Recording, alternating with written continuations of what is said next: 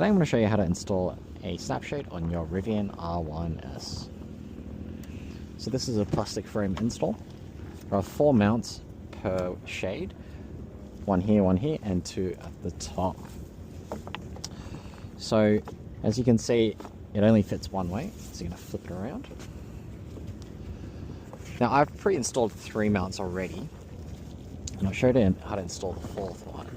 But you'll find a bump here, and that's where the mount will be.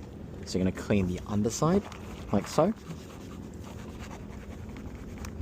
very thoroughly, and then you're going to make sure it's nice and dry. I like to use my thumb to get rid of any sort of residue, and you'll find that there'll be some flakes that come off, and that's what you want.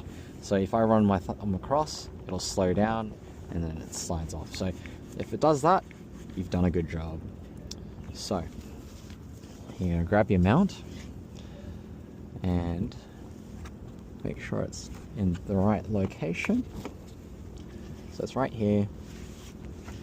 You're going to peel off the backing tape and